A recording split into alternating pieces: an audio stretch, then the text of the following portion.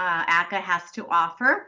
Our benefits range from professional liability insurance coverage to free phone consultation and discounted fees for legal services, excellent networking opportunities, and of course, what most members know about are professional development programs, which range from 1-hour webinars like today's to an annual multi-day conference and very specialized programs that can be a couple of days long to year-long cohort-based programs. If you are not yet a member of ACCA, I really invite you to visit our website at acca.org to learn more. You'll not only find out about all of the benefits that ACCA has to offer, but you'll also see the list of the professional development programs that are upcoming with dates and times available. And today I'm going to take this opportunity to pitch our next webinar, which is scheduled for May 15th. It will be focused on self-care. And also our next virtual office hour on April 17th, which is basically a virtual Q&A session where you're invited to bring any question you ever wanted to ask about being an administrator in community colleges and hear from seasoned administrators and their experiences in how they would answer your questions.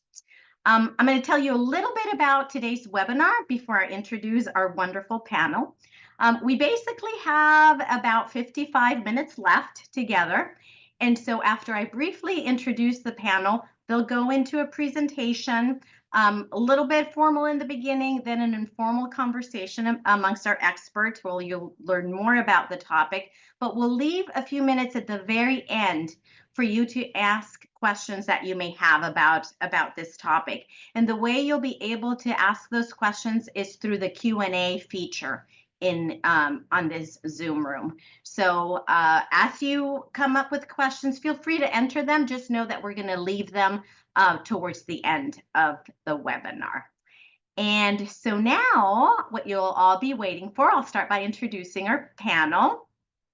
I want to thank, if we could have the next slide, first of all, Raja Gopal, our Social Justice and Career Advancement Program Manager with ACCA. If you go to our website, you'll learn more about that amazing new program. We also have Connie Gutierrez. She's Dean of Access and Wellness at Mount San Antonio College. And Stormy Sabia, who's the Dean of Academic Counseling and Student Success at West Valley College. Thank you so very much to the three of you for sharing your expertise and knowledge today. And with that, I'll turn it over to our panelists. Thank you all for joining today. Sylvia. Thank you, Sylvia, and welcome everyone. Thank you for spending your lunch hour with us or some time in your day. Wanted to start off with some outcomes that we're hoping as a panelist that you'll take away from the presentation. We want you to gain a better understanding of belonging and how to cultivate spaces of belonging on your campus. We also hope that you'll increase your knowledge about disability justice, access-centered frameworks, and learn about current legislation requirements that are impacting our DSPS students and our campuses. Raja. Thanks, Connie. Good afternoon, everyone. So I'm really excited about talking about belonging. And so we really want to start with this idea of framing disability not just as a compliance or as a requirement or just something you need to do for other people, but that it's actually a practice and a way of life.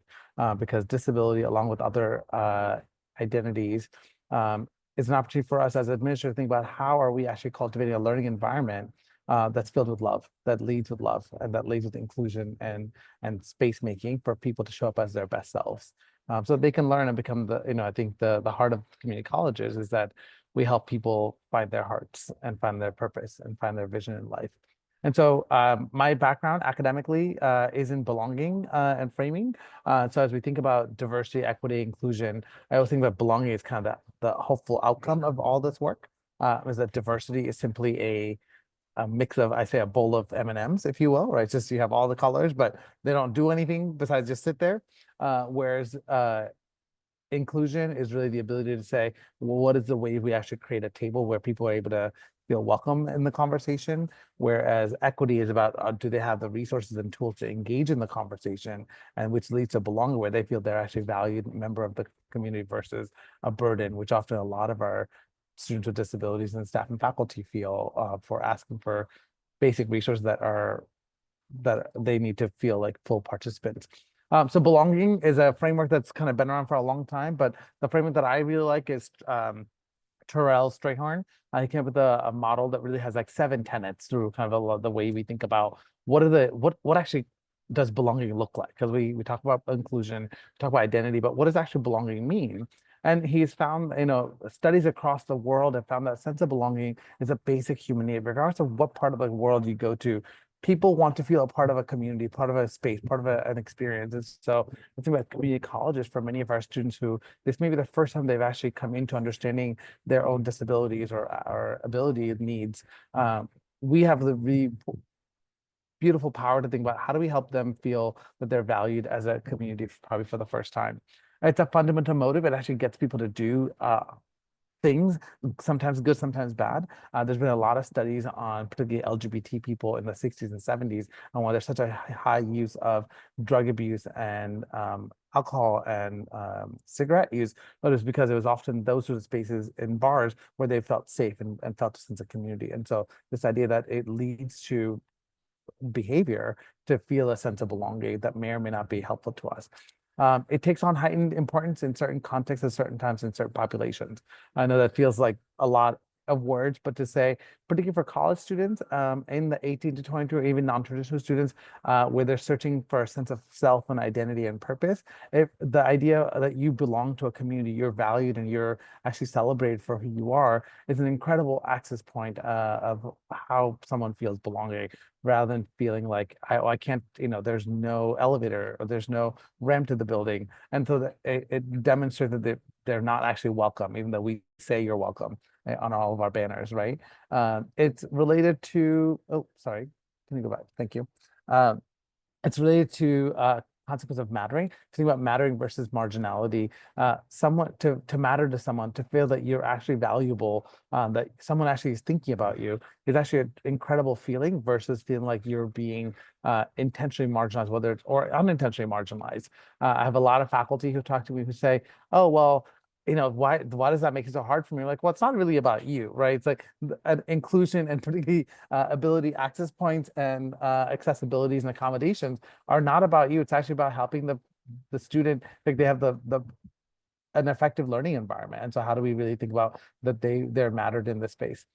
Social identities intersect. I'll talk about this a little bit more later, but to say that disability doesn't happen in a vacuum, and identity and belonging doesn't happen in a vacuum. And so our students are not just students with disabilities, they're also people with various gender or sexual identities and racial identities and immigrant identities and socioeconomic identities and visions and worlds and spaces and desires. And so as we think about belonging, it's not just say, well, I put up a sign that says I put up a rainbow flag, so you should feel welcome. No, yeah, if you put up a sign and not do the work, that's actually worse. And so how do we think about the intersectionality of how are you, I have a lot of students, particularly with disabilities, say, when they go to an LGBT center, they're like, what are you doing here? Like, as if someone with disability cannot have a sexual or gender identity. And so to think about the fact that they have access to all the spaces because they have all the identities that we have on campus, and often, particularly people with disabilities are often asexualized in various spaces. We can talk, it's a whole nother conversation. And then last two, I'm gonna run through quickly. It engenders positive outcomes. So people belonging allows them to thrive academically. So if our goal is student success, people feeling they're not just accepted or tolerated, but actually are mattered to the community, helps them feel like they can thrive and be a part of the conversation, and that their perspective and their experience matters to the community. And finally, it has to be done on a continual basis. You can't just be, well, we put that one bathroom, so why are you not happy that's ADA? Or, we put this one ramp in the building, or we put ADA into our whatever statement. That it is a practice, it is a way of life. Belonging is not an action, but is an outcome, because it's a practice in the way that we do it. So we start with this for the conversation to say, as we think about disability, so often the conversation goes to compliance and laws and legislation, which is important because that often gets us to do the work, but it should also be because we actually are committed as educators within a community college system to support and create the most inclusive environment for all folks, especially for folks with disability who often get left off of even the conversations around diversity and equity and inclusion. I'm going to invite in Stormy. Thank you, Raja. And I really appreciate you providing that foundation and context around belonging, but the heart-centered approach to this work, and really like closing on that element of, we oftentimes think about when we, within the context of the community college system, our environments, DSPS compliance, the legalities, that component, and we don't necessarily root our work and our activity in love. And that's ultimately the discussion that we're having today. And we were excited to just be in community with you all.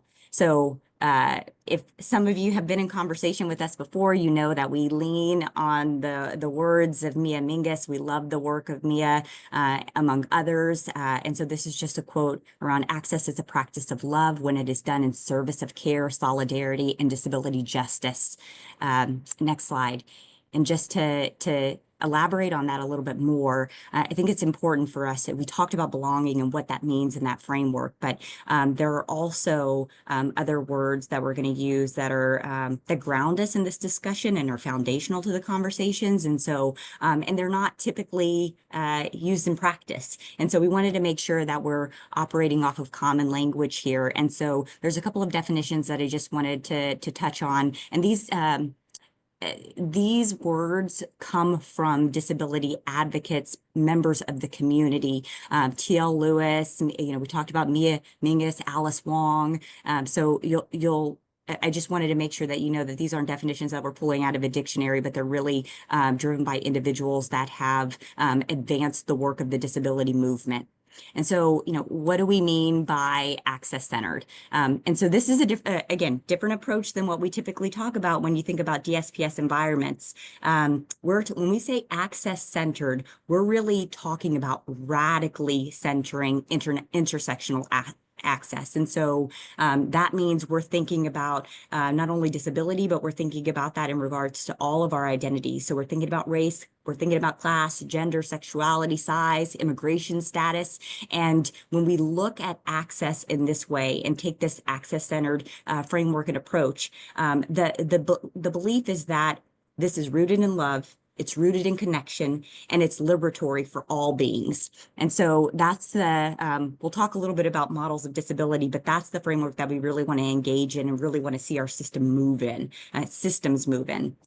When we talk about disability justice, we're thinking about a multi-issue political understanding of disability and ableism. We'll define that as well. And this is where we move away from this rights-based equality model that oftentimes comes up in our conversations when we're thinking about reasonable accommodation, we're thinking about access and supports, but this is moving beyond the rights-based model, beyond just access, and we're really thinking about a framework that's rooted in justice and wholeness for all disabled people and communities. And I think that's really important when we think about, particularly, we'll talk about strategies when we think about disability as identity versus this piece around accommodations, compliance, and support. Ableism, I think it's important for us to unpack this as well. So I think you hear ableism thrown out a lot, may not necessarily know how it's defined, but these are essentially those societal constructs that have ideas around normalcy, intelligence, and excellence. And so we place value on people's bodies and their minds. And that's when you start to hear, perspectives around, this can't be done. We can't do it this way. And then, a good example that, used over and over again, particularly when we think about COVID-19, the pandemic, and we think about environments where, absolutely not. Individuals with disabilities requesting to, work from home, particularly thinking about their needs, can't do it. It can't be done. It's the essential functions of the job need to be done in person. COVID happens. And interestingly enough, we all find a way to be able to work remotely, right? That is ableism manifesting in higher education spaces and work environments. And we also see this, this is, a hot topic, but we see this retreat back to what feels comfortable, what feels normal. And we're not thinking about the impact on particularly the disability community, but how does that intersect across marginalized, minoritized communities as well? So next slide. I'm sorry. I actually wanted to talk a little bit about access as love. And this is, really, I think we've been speaking to it, aiming to embody that as well as part of this presentation, but this is building a world where accessibility is understood as an act of love. So seems very simple in concept, but it can be difficult in practice for folks. Next slide.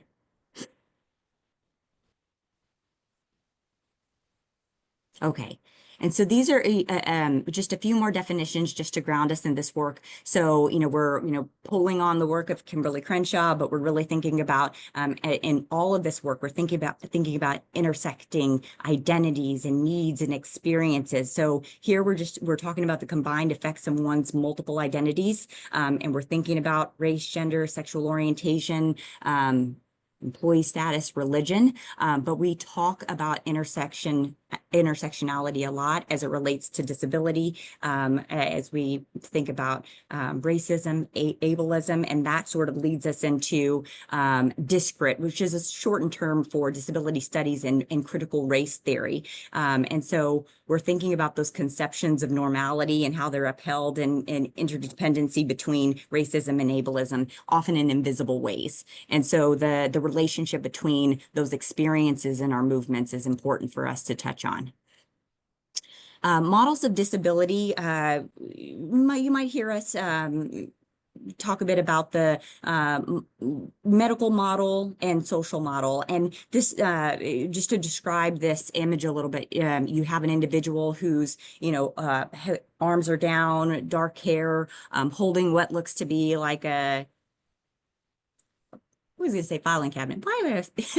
They're holding like a briefcase, and you're seeing the individual what's pointing to them as the problem, right? And so these models typically are looking at, you're coming to us, you need a service, what's the diagnosis, what's the issue? I'm the professional, I'm going to fix this. Saviorism, I'm here to help you. I have the answers as the individual, right? That's the medical model, and I'm and not to disparage our system in any way at all, but having been a DSPS director for, 8 years, I oftentimes thought about even the way that we're structured in terms of the documentation, the eligibility, the way that we engage in the conversation. How do we move away from me, the perception as a counselor, as a director, holding all of the answers as it relates to your disability identity and your experiences, right? That's a medical model upheld, right? Mimicking the medical model, right?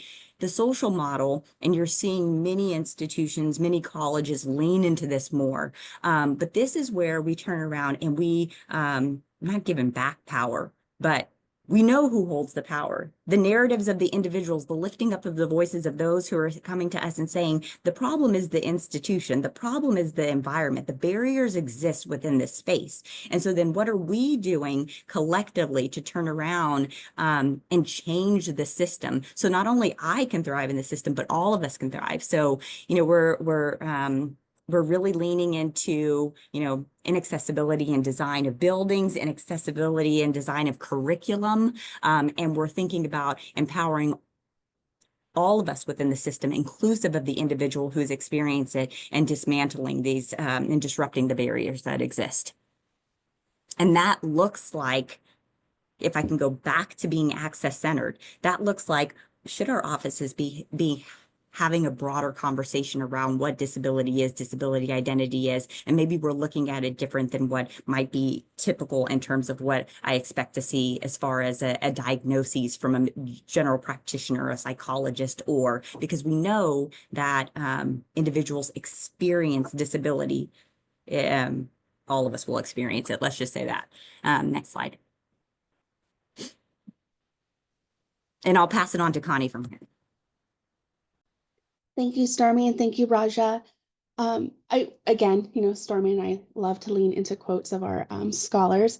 Accessibility allows us to tap into everyone's potential, and recognizing potential takes on different forms and requires different types of work. And it is refreshing to see that at the legislative level, there has been more work towards helping our students that live with a disability tap into their potential. I'm going to review some of the most recent legislative updates that are related to accessibility and intersect with the services that we provide to our students with disabilities. The first Assembly Bill is Assembly Bill 2821, the post-secondary education students with disabilities. This bill is essentially designed to enhance and support disabled students' access to support services.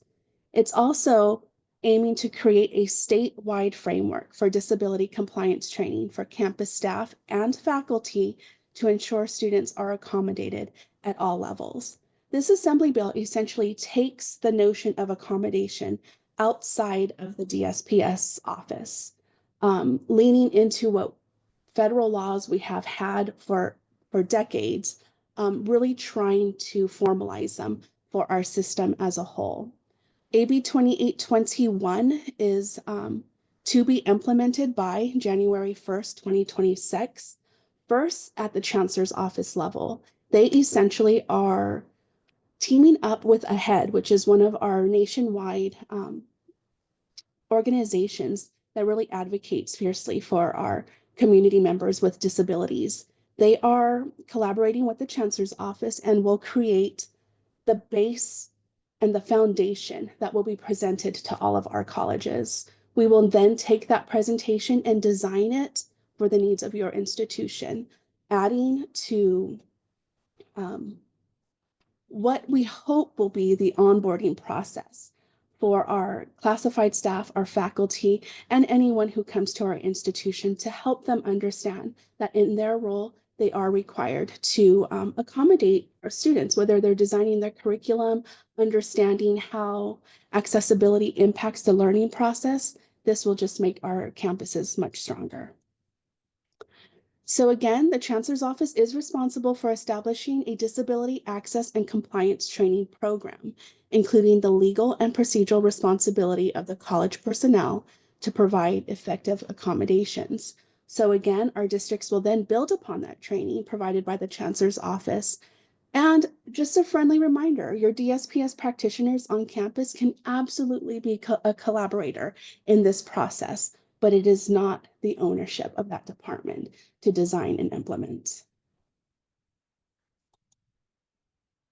The other Assembly Bill I'll share is Assembly Bill 1885, which was actually sponsored by the Board of Governors after Addis introduced it. This essentially will amend Section 88931 of the Educational Code relating to community colleges, and now expands the Student Success Completion Grant to students with a disability. It's amazing if you think about how long we have been offering financial incentives for completing units and have left out our students that live with a disability. This happened during the pandemic when we were issuing emergency grants. A lot of campuses decided, oh, if you're, in 12 units, just sign up, we'll give you some money. Most, if not all, students with a disability do tend to take a reduced course load. A lot of our students that are non-traditional take a reduced course load. So for the first time ever, our students that do live with a disability will be able to access the Student Success Completion Grants. This has to be a collaborative effort, though, between your DSPS programs and your financial aid office. The implementation starts this fall. So I really hope that we're all working with each other, thinking of ways that we're going to design the access of the Student Success Completion Grant to our students. And it essentially requires students with a disability to have the accommodation of a reduced course load and complete between 9 to 11.9 units. So essentially below the full-time threshold to receive $1,298 per semester. That's a game changer. Most of our students with disabilities live well below the poverty level, and that will definitely make a difference in their life. I do want to share, and this is why it's important that you work with your DSPS practitioners and your financial aid office. It should not be said that the reduced course load is a blanket accommodation. Not everyone who joins accessibility support programs qualifies for a reduced course load, but those that do, we need to make sure that we are documenting it and devising a way that we can provide that information to our financial aid departments in a way that still protects our students' privacy and their dignity as a person who lives with a disability. And again, this implementation begins in fall. So again, discussions and question times. I know, although we all know each other and work with each other, we sometimes do come up with questions for each other. So let's start that. And if you in the audience have any questions, please put them in the Q&A box. We'd love to answer you. Thanks, Connie. Okay, so I think we're going to take it back to our discussion earlier on around belonging. And so I have a question for Raja. So why is accessibility important to creating belonging for people with disabilities on campus? And particularly thinking about the California Community College system. Thank you for that question, Stormy. I think as we talked about earlier, belonging is important to everyone in every part of life in the universe. And that's my belief. I think belonging is what allows us to say everyone deserves to feel a part of a community and feel valued and supported, particularly as they're approaching their own academic goals. And we think about the vision and mission of the California Community Colleges, and even the reason that ACCA exists, right, is to help us as administrators do better to live out the values of the community college system, that is to be an open access door. We're the only institution in the whole state where anyone that walks in can get an education and pursue whatever goals they have. So as we think about our mission to be the catch-all, the biggest table at the party, how do we make sure the table is actually accessible? Because I think if we're not able to be accessible, then we're not actually creating belonging. And so accessibility becomes a pathway to belonging. So and I think so accessibility goes beyond an accommodation. Simply to say we offered this program because so we don't want to get sued, but to say no, how does that actually improve quality of life for everyone, right? I think about the example of stairs versus ramps. Not everyone can use stairs, but everyone can use ramps, right? And so what does that mean that we can actually support people around that? When I was in a previous role, as a director of an LGBT center, we talked about gender inclusive restrooms on campus. People are like, well, why do we need these for those people? And I was like, those people, like, these are our people, these are our students, but also because that gender inclusive restroom doesn't just support trans people or gender non-conforming people, it supports people with ADA, it supports people who just prefer to pee in a public, private, or more private space. It supports people who maybe have a different sex or gendered person with them that needs support. And so the thing is that accessibility allows for us to create belonging through an intersectional lens that allows to really make sure that everyone is included, and for us to be a community college and not center a belonging based accessibility model means we're not actually doing community college work. I'm going to actually throw it to you, Stormy, with a question and invite you into conversation thinking about, so as we think about this belonging space, what gets in the way of access-centered leadership, you think, for folks that are in this work? Yeah, thank you for that question. I think there's a lot of things that can get in our way. I mean, in the most simplest of terms, I think, fear of the unknown. When you haven't experienced it, when you're not in conversation with individuals who identify as having a disability, being disabled, there's lots of assumptions, negative perceptions, stigma that is tied to it. And so, we draw upon our own understanding of, what disability identity is. And not even, just to even unpack that, meaning many different things. When we think about mental health experiences, when we think about physical disabilities, when we think about neurodivergence, right?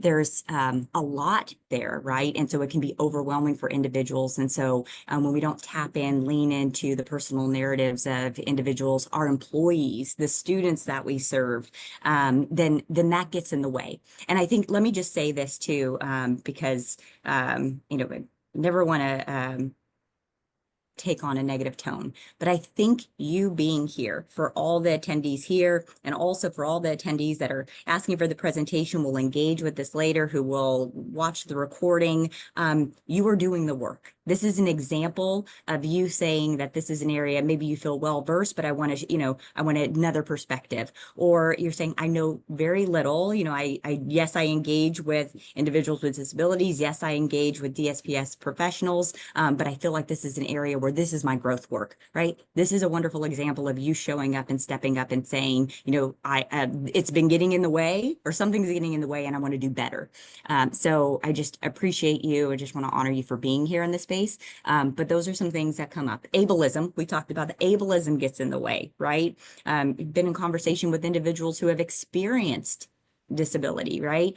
Could be an individual, you know, who's instructor in a classroom and says, hey, look, you know, I have this disability and this is how I overcame it. And this is how I was able to accomplish. And look at me now, I'm doing this, I'm teaching, you know, so there's no excuses. If I can do it, they can do it. Well, let's go back to that intersectional lens, right? I'm not thinking about the privilege that I had. I'm not thinking about the other aspects of my identity that might have created a pathway for me to be able to do the things that I'm doing as it relates within the context of my disability as well.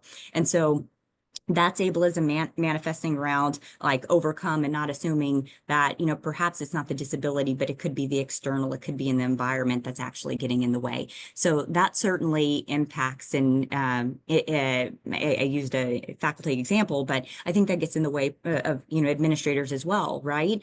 Of our perceptions of like, you know, building, we're building a lot of stuff right now. It's like, well, it has to meet ADA standards. It's a brand new, you know, we can't get around it, and it meets the compliance and meeting the standards. Does that meet the needs of your community? Are those the voices of your community? When you think about even parking, and this came up a lot, you know, in previous discussions around parking and proximity to building, right? Yeah, it could be, you could have the ADA accessible spaces, but, you know, is the proximity, is the distance, is that getting in the way of the individuals that you are serving who may have experienced mobility challenges, or older individuals that are saying, you know, hey, that distance is really impactful for me, and there's no way that I can get to the building easily. There's no mobility support here. Those are the things that I think can get in the way, our understanding of we're meeting the law, we're compliant, and, you know, that's all we need to do, right? So is that a form of love? Is that an extension of love? Or is that just trying to meet the bare minimum? Cost. If we're going to talk about building, let's talk about cost. The cost of reasonable accommodations, the cost of doing business. Like it's too much, and maybe that exists with, you know, DSPS categorical programs living within their budget, but really ultimately it's an institutional responsibility to show college effort and show up for your students because you love them and you care. And you know that by investing in them and by placing your money where your values are, you know, then that can be difficult, right? Especially when you're thinking about a finite, limited resources. I'll stop there. Yeah, I'd like to add something, Stormy. You were definitely on a roll. Thank you. And you covered something I was going to say, but I also think that, you know, something that prevents or gets in the way of access-centered leadership, is the notion of additional work. I understand that we are all so busy. I was just thinking my voice sounds horrible today because I am exhausted. I know that many of you out there are exhausted. We are engaged in work right now in a time that is mentally and physically exhausting. And I just want to say, find your community though. Share that work. You don't have to take it on, you know, alone. I think when you can find those colleagues on campus to engage in this work, it can get done slowly but surely, but find your community. I know Stormy spoke to budgets and the cost of things.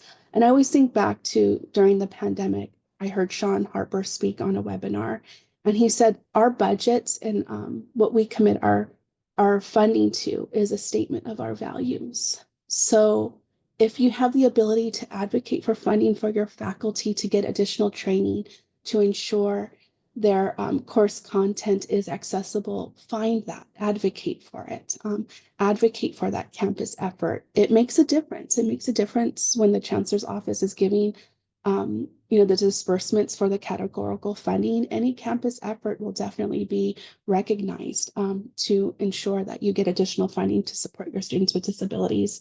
But advocate, find your community. They're out there. Thank you for that, Connie. So I have a question for you, particularly leaning into the national landscape, the executive orders, just some of the you know, direct implications for, you know, many of the communities that we serve, particularly thinking about individuals with disabilities. And so I'm curious to know from your perspective, how will campuses be held responsible for implementation of laws and providing services to communities with disabilities in light of everything that's going on right now and moving forward for the next several years? That's a very heavy question and it makes me very emotional. But I think this is where holding each other accountable to keep the work going is necessary. We need to hold each other accountable because we know that some of the most important and pivotal offices that have taken on that responsibility for our nation are being dramatically reduced. They're not going away though. So I also, as emotional as it makes me, I'm a fighter, you know. We're not going to stop this work. We need to make sure that if our campus presidents and our leadership and our boards are telling us we're going to continue this work, let the students know that your campus is connected and committed to keeping and fostering these environments that include diversity, equity, accessibility. Be careful of the narrative you are putting out there because we understand there are offices being dismantled and being minimized. We've done things before in very tumultuous times. Just keep fighting, keep advocating, and keep holding each other accountable. But also check on your colleagues in districts and dare I say even some colleges that might be feeling more pressure. We don't all have, the ability to say, oh, I live in SoCal. Everybody, we're good. We're committed. Check on your friends, make sure they're okay, and think of ways that we can continue to support our students and don't forget the intersecting identities. It doesn't only impact our students with disabilities, it's dramatically impacting our students that are part of our LGBTQ plus community. And as a dean where I work, I get to help advocate for these populations of students, and we're putting extra mental health support in those areas because that's my commitment. Things might be falling apart around us, but what I can control is the level of service that I can continue to provide to our students here, and I encourage you all out there to do the same, please. Add to that, Connie. I think the other piece that you said so beautifully is that we have a lot of agency in our roles. Like, I think we often forget how much power we have and how much access we have within our specific locus of control, right? So while we might not be able to control what the federal government is pushing down, I mean, thankfully, California is a state where I think there will be quite a bit of protection between our community colleges and kind of federal government stuff. So there'll be, even if there's not federal standards or federal kind of leadership around policies, we will have state-based implement both at a compliance level, but also a practice level. But also that in our campuses, as we are deans and directors and whatever level you are, we all have agency to create policies and practices that actually reaffirm and codify these practices as standards of excellence for our community. Because whether or not, like, often the laws tell us what the minimum is that we need to do, we don't have to stick with the minimum, we can do more. And I think that's what we've all been talking about, is like, as we lead with love and accessibility as love, it requires us to think about, like, where am I doing, what am I doing today for accessibility? What am I doing for an intersectional understanding of accessibility? What am I doing to cultivate? For me, I'd say, like, what are we doing to cultivate belonging every day? If we're not doing that, and whatever, that could be for yourself, that could be for your community, that could be for at a policy, it could be you calling your legislator, you could, like, there's a whole range of things. But if you're not doing something, right? I think about Deepa Iyer, who has a ecology of social change model, which I love. It talks about, like, everyone has a role to play. It's whether or not you choose to play the role. Because even if you're sitting down and think, I'm not going to do anything, you're still playing a role. It's just contradictory to what the outcome is of community college systems. And so as you recognize what your role is, and you're able to recognize what your strengths are and what you're able to give, because I think there's days where with you, like you, Connie, I'm like, I don't want to do anything. And yet I'm like, what can I do? I can at least show up and, like, commit to taking rest so I can do more tomorrow. right? Or I could say, I called my legislator twice yesterday. I called, I checked in on my friend who works in the Department of Ed this morning. And so there's things we can do to cultivate community, because community has always been there for us. And that's always been the source of liberation. I think accessibility is such a core part of love, which is such a core part of liberation. And I would say that's like more important than ever, the ability to lean in on what are we doing and who is the we, and how do we expand the we has been more important than ever. Raja, if I can just pick up where you're, I appreciate you referencing like cultivating community and who is the we. Let's talk about our students, right? Because our students are part of the we, right? They are the we. And, when you just think about our system alone, there are, and this is public information, data mart information. We're talking about 119,000 students that are affiliated with, and it's important to make this distinction, 119,000 students affiliated with DSPS. So that makes up what, 5 to 6% of our student population system-wide, right? Now, if you look at research, it'll say that 21% of college students report having a disability. That's significant. So we know who we serve in DSPS, right? And we know that we are not serving all individuals, all students who identify, as having a disability, being disabled, but they are still part of our community. And so being in conversation, being in community, making them aware and informed, and doing this together in terms of the implications for individuals with disabilities, that's a powerful voice. That's a powerful narrative, particularly when we're engaging legislators, particularly when we're thinking about how are we shifting and moving and providing services within the educational environment. The more that we can, and I think we do this really well in some areas, and I think in some respect we don't do it enough. But think about opportunities that, yes, we lean on DSPS professionals, but let's bring our students' voices into the conversation more and find out what it is that they need, whether they're using the service or not. What are the needs? What are the experiences? And how do we advocate for that at the institutional and system level? I love that. I'm going to pop a question for the both of you. What shifts do you anticipate within educational environments that support and promote disability justice, access, and belonging? What do we hope to see in our visionary world? I hope that everyone has the ability to say that they work for an institution and for a president that is still committed to doing this. It is going to require community. I keep going back to community. We cannot do this by ourselves. And we'll answer some of the questions that I see that have been typed in for the panelists, but I also think it's important to sometimes step away from the news for a minute, decompress and come back to it and look for what is factual. Executive orders do need to be, can be legally challenged, through the process that we have set up. I just think try not to be reactionary. So that's my hope as well. It's going to be hard not to be reactionary for 4 years, but think about how you are responding to things.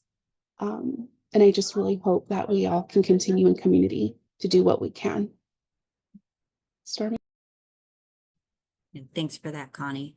There's a couple of things that are coming up for me that that might feel more specific in nature, and then something that's more general. But Connie, you mentioned particularly, I'm thinking about your role in that relationship between access and wellness.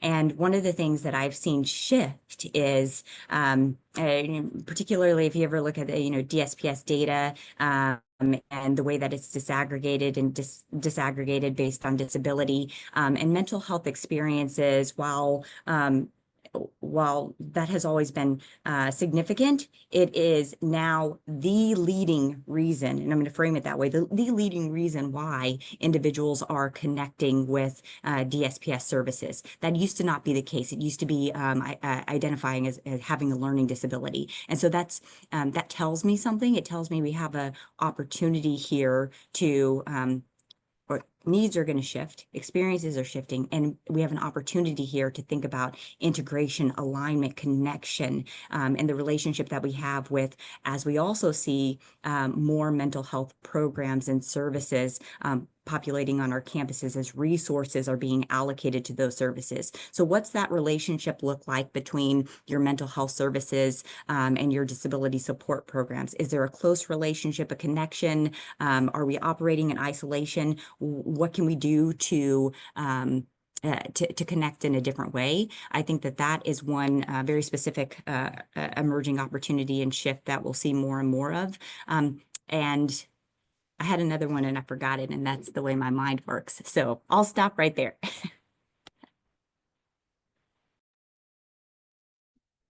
Let's see, Raja, why is intentional action through an intersectional lens important?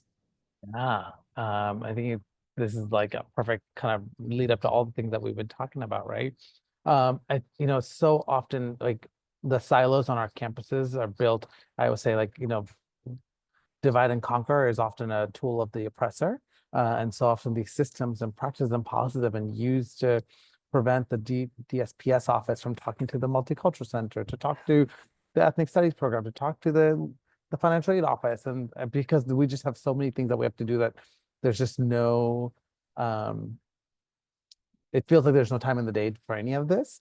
And yet I think if we always center community of like the work that we do, y'all, like working on I don't work on a campus right now, but I think having worked on a campus, the amount of time that we spend with the people that we work with is most of our lives, right? And so to not build community is actually a pretty sad reality when we have the ability to not only do the work together, but to do the work better together, because we're breaking those boundaries and we're breaking those systems. And asking my questions of, hey, Connie, why is this policy this way? Or Stormy, hey, what does that actually look like? And what's actually possible within these guidelines that are federal or state or whatever, for us to be able to make sure we can create this process or project.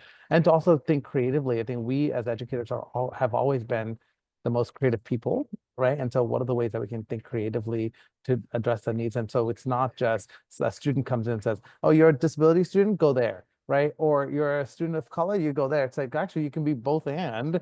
And so where and how are we understanding the both and that's going to provide unique experiences. Two students with a disability of the same disability will have very different experiences. We can't say that, I think you had the blanket statement, right? Like we can't create blanket processes and policies for all people with a particular identity, because it's just not how it works.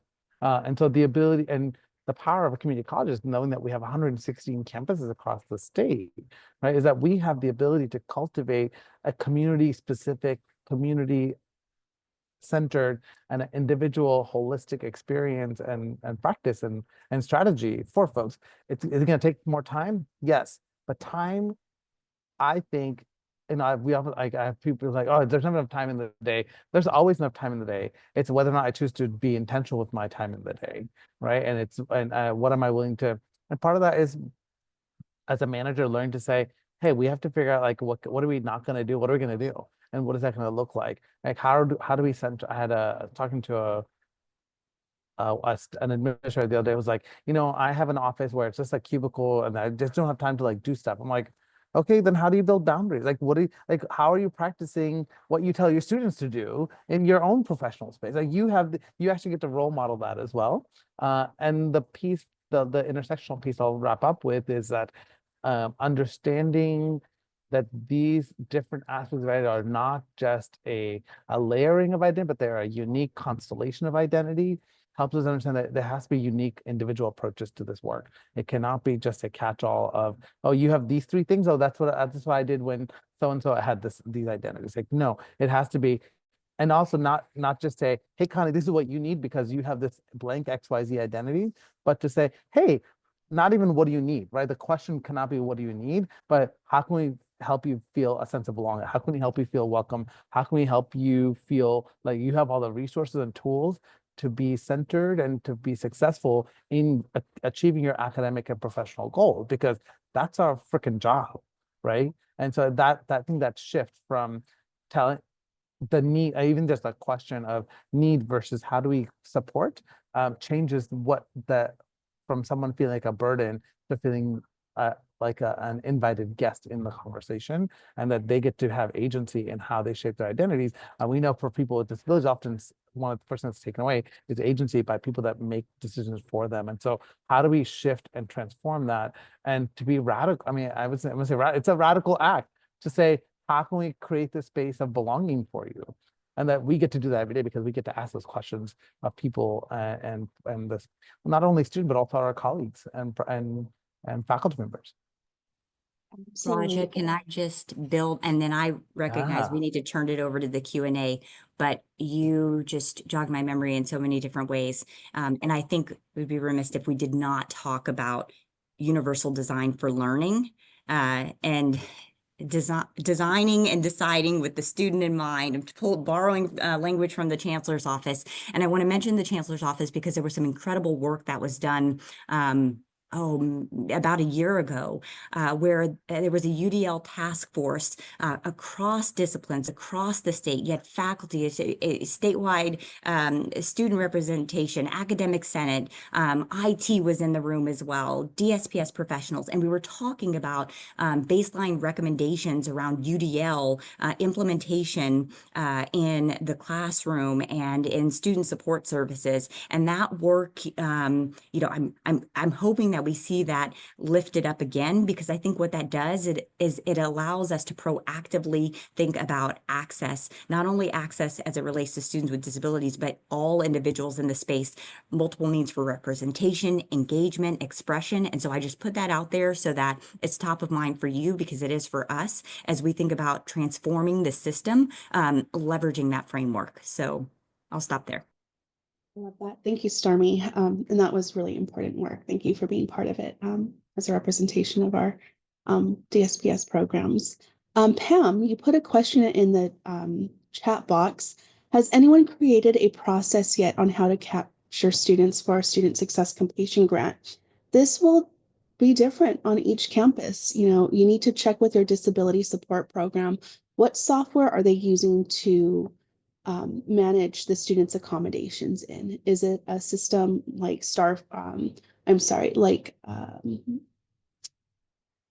my goodness, I used it at a former institution. Stormy, throw out some of those names. I know there's Clockwork. There's also AIM. AIM has the ability. AIM has amazing report abilities. You can actually disaggregate a report by accommodation type, and I would include letting your students know that they will become a grant would be available for them, but they will also have to give permission to share their disability status with the financial aid office. So work with your DSPS programs to see how they manage accommodations and how we can get student buy-in to understand that their information will be shared with financial aid when they apply for these grants. And it also looked like, Caroline, you put some updates about some of the executive orders that went out today. Thank you for sharing that. And yes, we absolutely agree. Disruptions will have impacts while the legal process moves forward. You're right. Any other questions from the audience, comments, feedback? See one more in there. I wanted to ask a question of the two of you. In your work, as folks who have done this work on campuses, you know, across the state, what has been the most inspiring achievement so far that's kind of keeps you going when you have those hard days? Our students, you know, it just, and it can just be the smallest thing. I just was leaving a manager's meeting and was walking across, and I recognized one of our students, and we just like waved at each other. And I'm like, "Are you good?" Like, thumbs up. She's like, "I'm taking speech. I hate it, but I gotta take it." I'm like, "Keep doing it." You know, it's just really informal engagements like that. Hoping that they see me as a person because I recognize them as a person first, and I recognize their humanity. So things like that keep me going. Mm-hmm.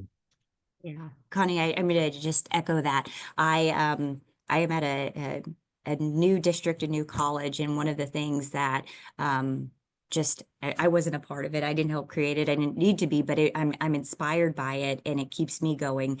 Seeing disability identity centers as part of, or like multicultural communities. I think that creating those spaces, just to be in community, be in conversation, and to, elevate the conversation around disability or shift our practices. I mean, that's what I want to see us embrace disability as identity more, and I want students to really lead those efforts. So when I see the emergence of clubs, advocacy groups, spaces where there's peer support, I'm particularly inspired by the work that's happening in mental health spaces where you have, and Connie and I have been having conversations around peer support, wellness navigators. I think that is the work, and how are we supporting, providing, reallocating resources so that they can feel empowered and have the tools and resources to then be able to shift our system by supporting one another, student to student.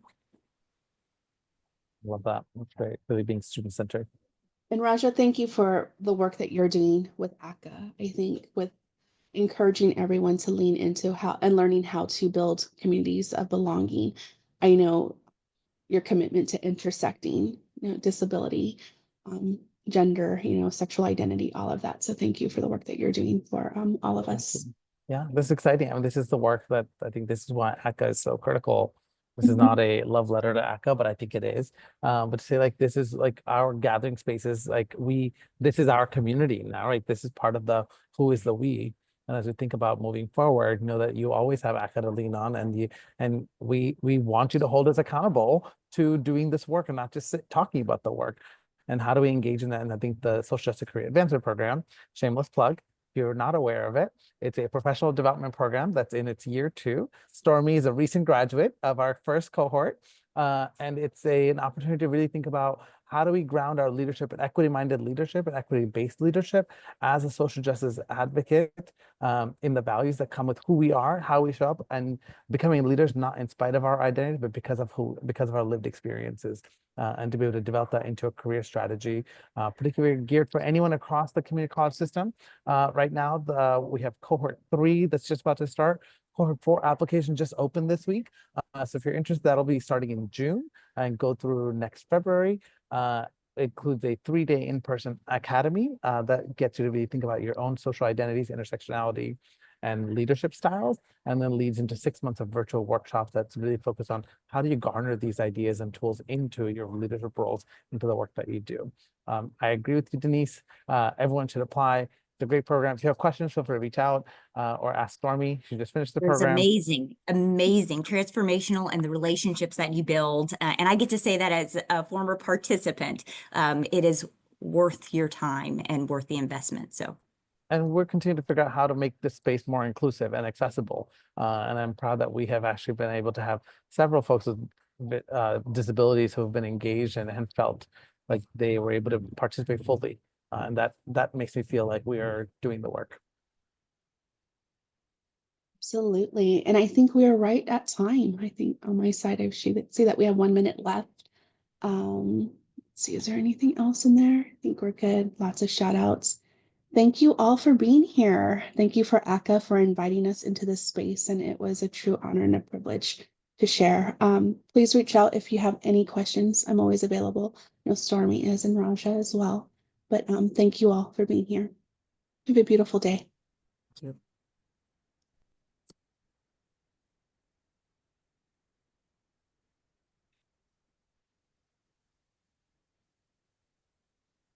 Thank you.